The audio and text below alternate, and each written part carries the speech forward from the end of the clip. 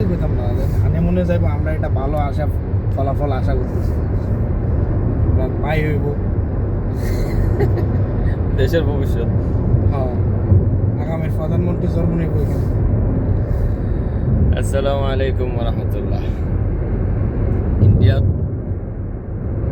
ছাত্রদের আন্দোলন আর মোদির হুকুমত পানহারি পুলিশ বাহিনী, লাঠিয়াল বাহিনী নিরস্ত্র ছাত্রদের উপর টিয়ার সেল, লাঠিচার্জ, গ্রেপ্তারি পরোয়ানা, সেম হাসিনার সিস্টেম চালু হয়েছে। যেভাবে জুলাইতে শেখ হাসিনার পতন হয়েছিল, একইভাবে আবার নতুন করে জুলাই আসছে 2024 আর 26। তো একই সিস্টেম, একইভাবে সব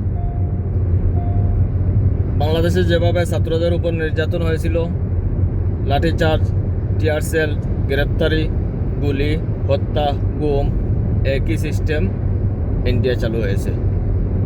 তো আশা করা যায় এইবার যেভাবে হাসিনা গেছে সেইভাবে মোদি চলে যাবে। তো এটার জন্য ভিডিও, যে ইন্ডিয়ার যেগুলা গুরুত্বপূর্ণ আন্দোলনের ভিডিওগুলো সবাই শেয়ার করবেন দেশের স্বার্থে। বাংলাদেশের সার্বভৌমত্ব নষ্টর জন্য এই মোদি যথেষ্ট ভূমিকা পালন করছে। বাংলাদেশের সার্বভৌমত্ব রক্ষার জন্য বাংলাদেশের যে ব্যক্তি কথা বলছে সেই গুমের পিছনে মোদির প্ল্যান কাজ করছে। বাংলাদেশের বিডিআর, বাংলাদেশের পিলখানা হত্যার পিছনে এই মোদির ষড়যন্ত্র। এই প্রতিটা জায়গায় বাংলাদেশের ক্ষতি যেগুলা হয়েছে প্রত্যেকটা জায়গায় মোদির হাত ছিল। তাই বাংলাদেশের স্বার্থে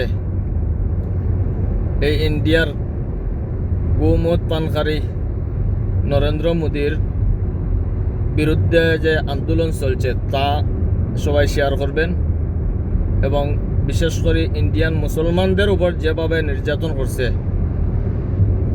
এই নরেন্দ্র মোদি আর তার বেজন্মা কিছু কুলাঙ্গার হল আছেন, যারা মুসলমানদেরকে নির্যাতন করছে, দর্শন করছে, বাড়িঘর ভাঙছে, এদের বিরুদ্ধে সবাই অবস্থান নেওয়ার জরুরি। আর ভিডিও শেয়ার করবেন।